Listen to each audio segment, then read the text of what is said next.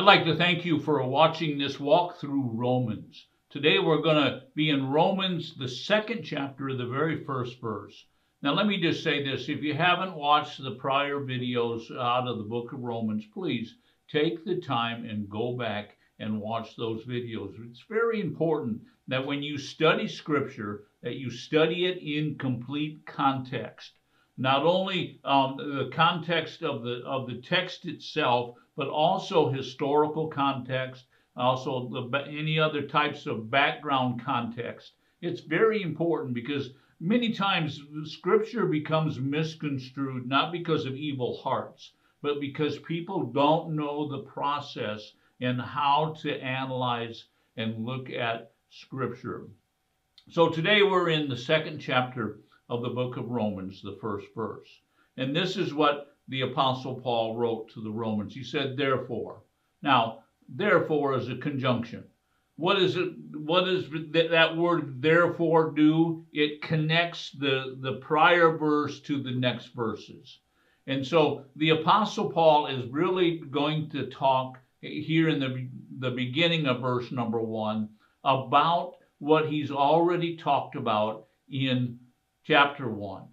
Now, the Apostle Paul 3 times now has said these words, you have no excuse. Why? Why does the Apostle Paul say that?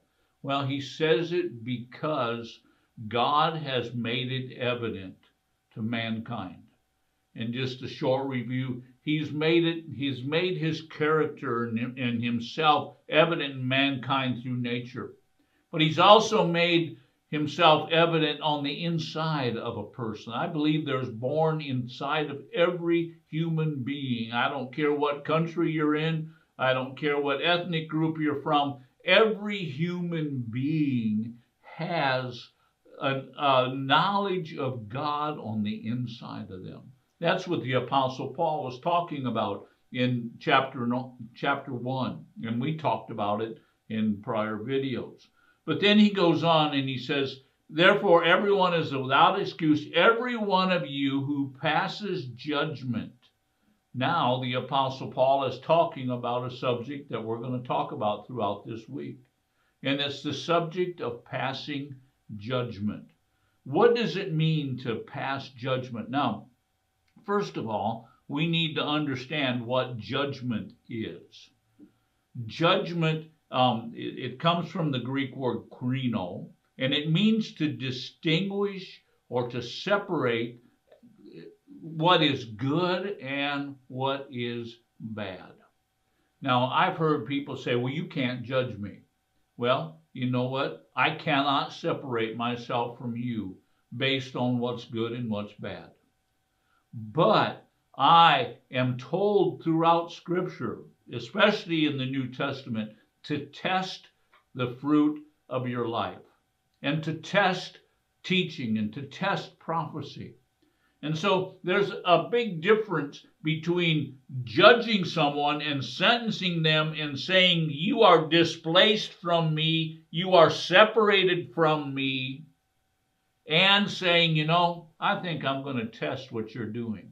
I'm going to look at the fruit of your life, and I'm going to see whether you're following Jesus or not, whether you're truthful or not, whether you're someone who's honest or not. I'm going to take a look at every teaching. And by the way, you are free to analyze everything I say. Please, go to the Scriptures. Don't go to some book, but go to the Scriptures and analyze what I say. Test it. Do you understand? But you are free to do that. And when you are doing that, you're looking for approval. Now, when we stop at a farm stand and we're looking for vegetables, you know what? My wife gets out there and she picks up this tomato and she looks at it and puts it back. Then she picks up this tomato and she tests it. Then she'll pick up a squash over here and she'll feel how soft or how hard it is. And then what is she doing? Is she judging the squash and tomatoes? No. She's testing the squash and the tomatoes. And you know what? We as believers, it's very important that we understand the difference between testing the spirits, like it says in 1 John, the 4th chapter, and passing judgment on someone else.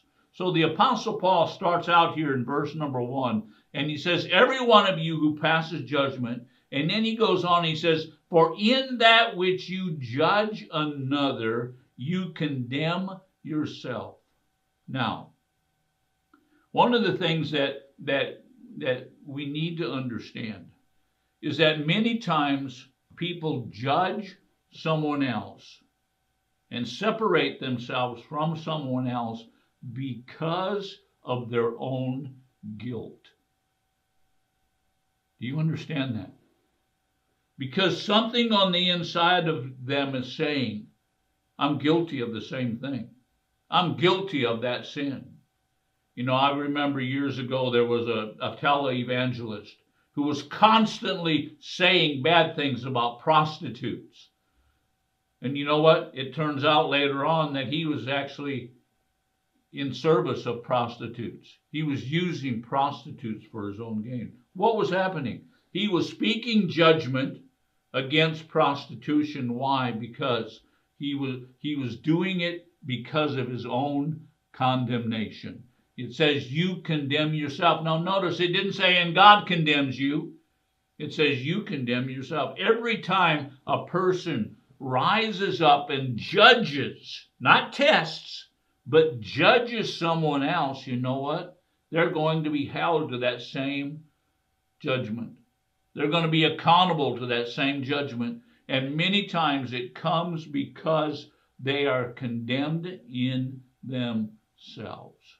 Now, the last part of verse number 1. For you who judge, practice the same things. What's the Apostle Paul saying? You know what? You can sit on the throne of judgment over another person, but you're guilty. You're guilty. Maybe not of the exact same thing, but you know what? You are guilty of breaking the law of God. You see, one of the things that we need to understand is all of us are guilty. Every one of us. Every one of us has got sin on the inside of us. Now, if you're a born-again believer, that sin question has been taken care of. But all of us have walked through this place called sin, and we're all guilty. We are all guilty of sin.